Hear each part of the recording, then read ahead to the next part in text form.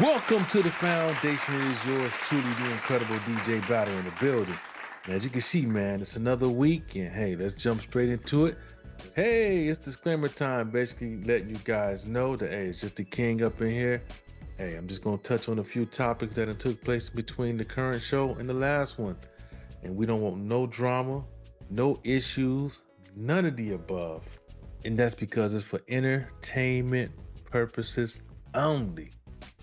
You know, it's the first week of June. You know, usually around this time of the year, my pop's birthday just passed. Happy heavenly birthday. Hey, that's my best friend. Look forward to seeing him again one of these days. But you know, hey, we got to proceed, right? And the way I feel about life and death, especially when it comes to a cycle of life, is always a blessing when, you know, bury your elders or your parents. You know, that seems to be the proper order. But man, it has to be something to deal with when the shoe's on the other foot and you're burying a son or a daughter, you know, or offspring. I feel like it's a much rougher task. Which brings me to my first subject, with Niko Mcknight passing away from cancer at 32 years old. I mean, that's hard for any parent.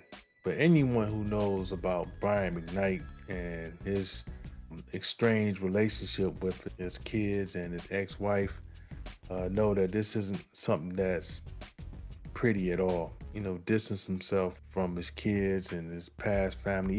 Even went to the extent of calling his kids like they're a product of sin.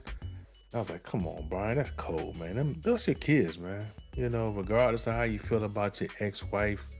And I know how that dynamic could go because I've seen, you know, friends go through issues with exes to where the relationship is estranged. But I feel like when it comes to your kids, yeah, it can be estranged to an extent, but you got to make some exceptions. And with his son, you know, fighting cancer for 2 years and, you know, seeing him trying to reach out to his father, I feel like, come on, man, that's your son.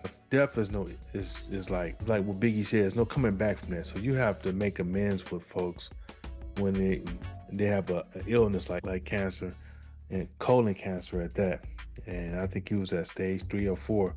You know, we're all outsiders, right? We're all looking into the situation. We don't know all the dynamics. But I don't know. I just feel like this one kind of went too far, and I had enough time to see some more details and not just have a hot take on it. I wanted to kind of just look more into the situation. And you can see where Brian was, you know, very proud of his new family. You know, more power to him. You know, you move on and you get your new wife pregnant, you have a new son and new stepson and stepkids or whatever. It's still, you got to show love to your biological. You know, you created them. You brought them here. They didn't come here on their own, so you kind of owe that to them. Man, now that, you know, his son has passed away and I got a chance to look into this situation, it's really sad because, you know, you see clips of Niko, you know, trying to reconcile with his father before, because he, for some reason, you can tell that he knew that the writing was on the wall. And listening to his words of wisdom as far as just wanting to get everybody together, even if it was for the moment, or just to say it's okay or everything's going to be okay. Now that right there kind of just painted a whole different tone, and I felt like Brian should have been a bigger person and put all that pride to the side. That's your son, man. You brought him in.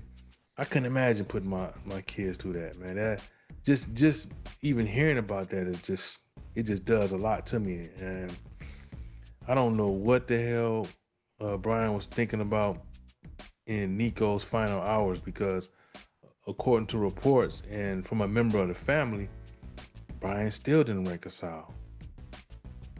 So he wasn't even there to see his kid transition. Now I was at, you know, I watched my pops leave the earth and take his last breath.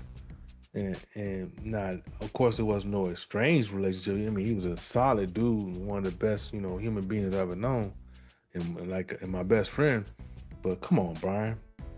For you not to be there during your son's final hour, you can make all the beautiful music in the world. Don't mean nothing, bro. That's your son. I can only imagine what his son. I mean, thank God, he has some loved ones around him, his brother, his sister, his mom and other loved ones there.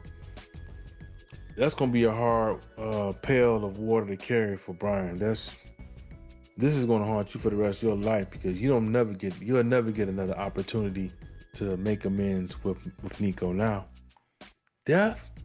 Deathbed. You weren't there to see the final. You could have been there. You weren't there to see his final breath or his final moment. I have no words for that, man. I really don't. That's a POS right there when you can't get over your pride for your loved one's final hour. There's no other way to say it, man. And I'm definitely praying for Niko's siblings and his mother and any other of his loved ones. Well, but I'm definitely gonna transition out of that one because that right there that's horrible, man. Now let's go to to the education world, man. This is the time of the season, for high schools, middle schools to be having graduations, commencements. Your kid. It's supposed to be like milestones and great moments where your children, walk the stage, accept their award, and then they go to the next level and continue the journey, right? But not here. Not here, man. We got Memphis, man. We got an elementary school to where, look at this foolishness, man.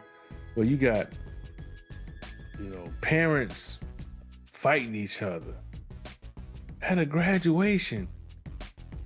At an elementary graduation. Any graduation is horrible. So what example are you setting? I just need to know because this doesn't make any sense, man. You're supposed to go there, create a wonderful memory, and take it to the next level. Watch your child, be there to celebrate.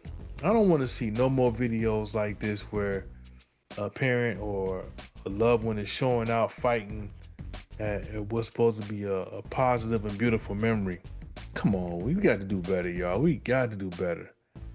I don't care if you had a graduation, you had a wedding, anything, man, that's formal and a great moment or a great memory for you to preserve. You need to be on your best behavior, enjoy the moment. And my thing is this, even if you got beef with somebody there at the event, that's not the time or place. Give them a pass. I don't care who you see there. You can see your op, your enemy, whoever. Give it a pass when you at an event like that.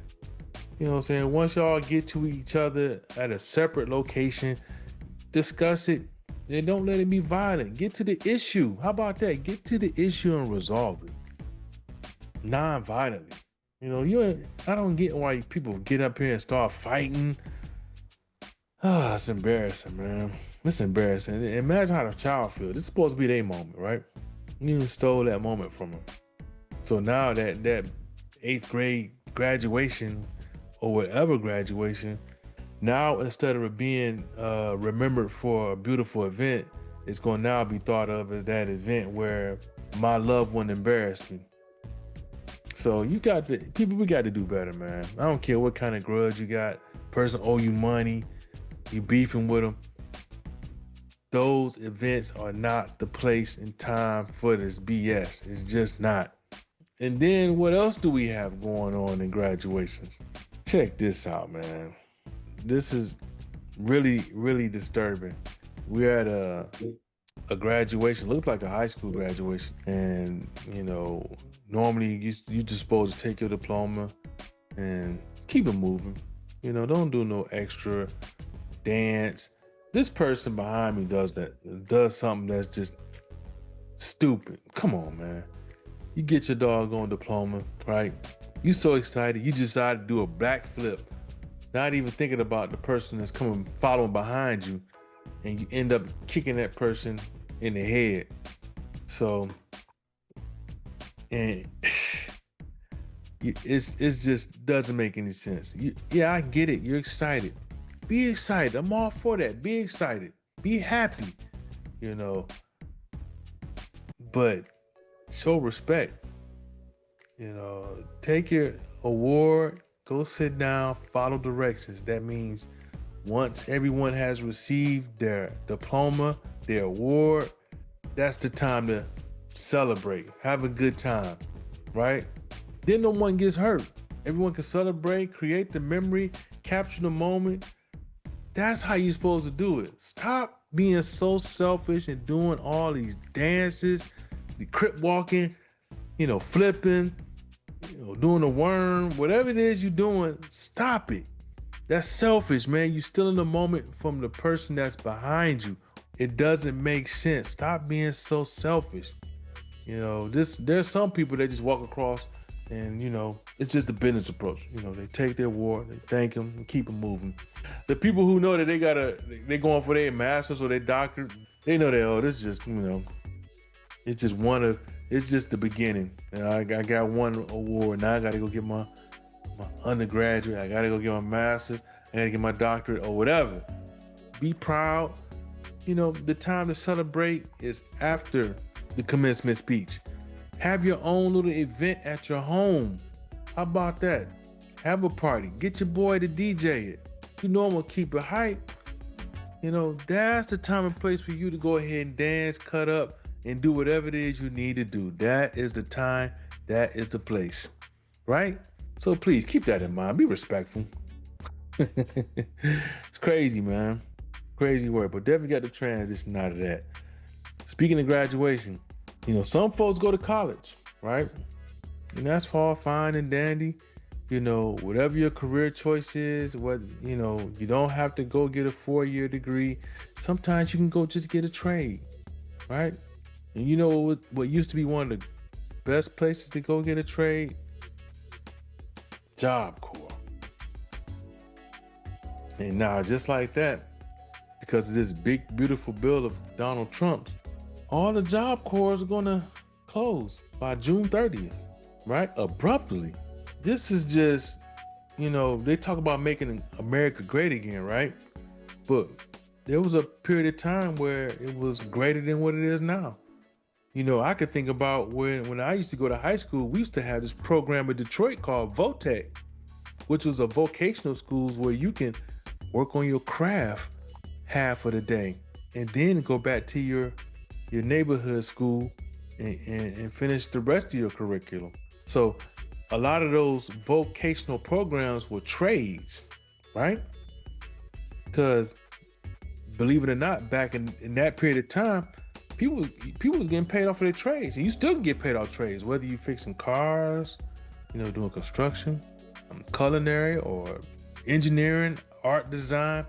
You didn't have to go to college. You can go to vocational school and then go to a trade school, right? Job Corps was a trade school. A lot of students attended them either after high school or even if they dropped out of school and decided to go to Job Corps. Because remember, for some folks can learn a number of ways, and that's one thing this country seemed to forget. Or not even forget. This country is purposeful for being greedy and just try to make everyone geared towards going to college. Why? So they can take out this big loan to pay for the college. Well, why not just put them in trade school and just let them learn hands-on to be an electrician or to be a mechanic? These skill sets, are valuable, and you can do very well in them. You don't have to go get a 4-year degree. You can just go to your trade. But it's just sad to see that this big, beautiful bill has taken away the opportunity to get that trade through Job Corps. And Job Corps is vital. I've had, loved ones that going through the program and successful, or it was just an alternative. It beats being homeless and on the street. You're working towards a goal in a trade, and a skilled trade at that. So it's bogus, because you know what this is all about. We know that the enrollment into the military is down right now. People are not enlisting like that, right? So they always fall on the poor or disadvantaged. They fill that gap or fill that void.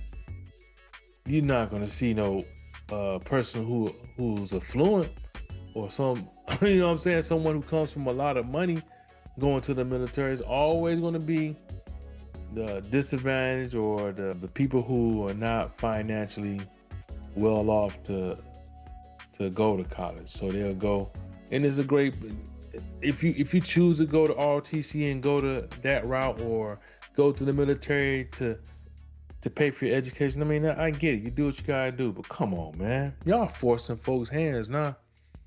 This whole move to cut Job Corps, so unnecessary. Because what alternatives are they gonna have? Really? Some folks go there because it's like the last option. They don't want to do nothing negative. They don't want to do nothing negative like sell drugs or how easy that path was, especially from where I come from or any other place like that. You know how easy it is to just do something destructive like that? But these people take the time to say, you know what, I don't want to go that route, but I know I don't want to go to college. So they want to focus on a skilled trade or a trade that they can make money off of. And now that's taken away. So you force their hand. You force them to go to the military or to the dark side and just sell drugs, or it's really just sad. Just thought I would bring that up, and definitely praying for the youth that are going to be displaced by June 30th. Had to take a deep breath on that. Just want to transition to the next topic, and we're going to try to lighten it up. Here we go. In the world of athletics, right? I wouldn't even say athletics. I would say there's the bro code. And for me, the bro code is if you my homeboy or a friend or anybody that you date or been with is off limits to me. But that's just me. You know what I'm saying? I can't speak for anyone else. But me and my homies, that's just how we get down. If my homeboy, wife, girlfriend, or whatever, if he's with her, then I look at that person as a sister, period. Whether he's done with her, not done with her, whatever the case may be, I always look at that female as a sister. And that, to me, that keeps it simple for confusion, jealousy, conflicts. But everybody not raised the same, right? And this situation right here is insane because Doug Christie, who used to play for the Lakers, I think he played with Lakers, Sacramento Kings, played for a few teams in the NBA, but he did play with Chris Webber at the Sacramento Kings, and they were like a dynamic duo out there. And teammates to me are like brothers, so I'm like, so the bro code, that goes for teammates as well.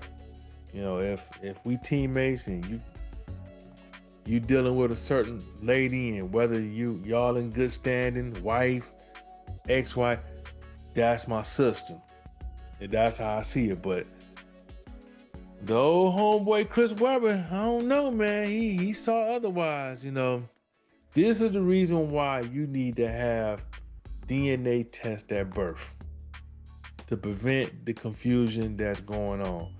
Now, CWebb and Doug Christie, teammates, they were supposed to be homeboys, but come on, Chris, what the hell was you thinking, bro? What the hell was you thinking? You gonna slide up in his old lady and get her pregnant? And then y'all knew? Y'all, that's the killer part. Y'all knew. Boy. And Doug Christie is suing. He's suing both parties. He's suing Chris Webber. He's suing Jackie. He wants Chris Webber to be known as the father of Chantel, their daughter. So I'm like, man, Doug has spent all that time with his daughter, only to find out 20 years later that that's not his real daughter.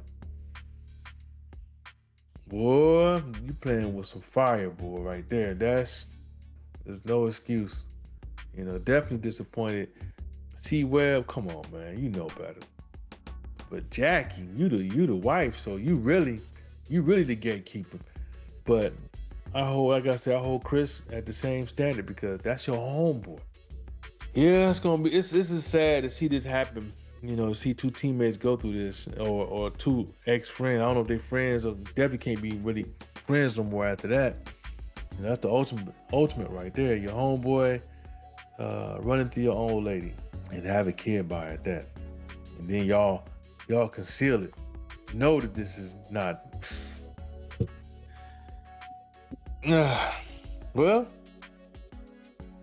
definitely gonna keep my eyes on that situation and gonna pray hard on it, because that right there, boy, that's a tough pill to swallow. You know, kudos for Christie for not. He could have took it to the passion crime. He could have did some crazy shit. He could have blasted CWebb for that one, and rightfully so, because that's your homeboy. That's supposed to be wifey off limits, girlfriend, wifey. That's off limits, bro. But everybody ain't cut the same. I hate to take it there, but we're gonna put together the Bobby Womack team. That's what I'm gonna call it, the Bobby Womack team of the NBA. So the Bobby Womack team, to qualify, you have to be the type of person that so grimy that you go through your teammates' old lady and with no conscience. So let's put this team together. We got the Bobby Womack team, all NBA team. We're going to start off with this player right here, starting at point guard. Derek Fisher. Wow. Yeah, Derek was going through him, boy. He was going through the teammates, old ladies, but this one in particular, Matt Barnes, right? I said, come on, man, this is crazy. But let's keep going through with the next player. At shooting guard, we got Tony Parker. Now this guy right here, man, so cold, from France, charismatic, he had it all. He had a wife that was an actress, Eva Longoria, I think that was her name. And you would think they were like the power couple. This was like the it couple in San Antonio. Like, oh, they on top of the world. But the whole time he was with his teammates' old lady, Brent Barry. And he was so gangster with it, so scandalous. He would do this. He would pull the old, hey yo, Rick is hosting Tony Parker at the crib, and Tony Parker said, hey, we need some more ice cream, man. We ran out of ice cream. Being the perfect host, Brent Barry like, hey, I'm gonna go ahead and go to the store and get some. Y'all hold it down, keep the party going. I'll be right back. Of course, Eva somewhere acting. So Brent go get the ice cream. Tony Parker putting in work. Can't make this up, man. This is terrible. I know, right? Yep. Then we got a small forward. We got Jason Richardson. Now this dude right here, man. He was his teammate Steve Nash, man. It turns out that Jason was cool and hanging out with Steve Nash. Steve Nash's wife gets pregnant, right? Steve is excited. My wife having this child, this beautiful child, get all the way up to labor. Baby coming to where, Everybody look at the baby coming out. He was like, that baby black. Hey, yo, Steve, man, I'm looking at you and your old lady, man. This baby black. Come to find out, Jason Richardson was the father. I'm like, come on, man. Your teammate, man, really? All these women out here, y'all got your eyes on your teammate spouse. Well, that's terrible. But we're not done. We got to go to the big fella, the big center, the Diesel, Shaquille O'Neal. Yep, he's on this. He's going to be the center of this team. And who did he violate? Agent Zero, his wife. Oh my goodness. Gilbert Arenas. Come on, man. Shaq Diesel said he had to have her. I'm looking at it. Really, dog? All these women out here, y'all go after y'all teammates. Somebody that's like a brother to you. Y'all supposed to be like brothers. Really? But it is what it is, And finally, at the power forward slot, we got CWebb. CWebb, he's the newest member to the club, even though I really want to say oldest member, because that girl 20 years old, right? Man, I don't know what to say about that, boy. But y'all need to direct that energy to CWebb and Jackie Christie. They saw fit to get it on and popping. Terrible, man. Terrible. But anyway, I ain't gonna hold y'all up too much longer, man. I'm not gonna get long-winded, but I will be back. So, hey, if you haven't subscribed yet, go ahead and subscribe. Share with your friends. Hey, if you can contribute. The Cash App is definitely up here. I love to feel the energy. I will be going live at some point real soon so that we can interact again and get some guests up here, chop it up. But man, let's kick this summer off with a bang. Stop showing out at these graduations.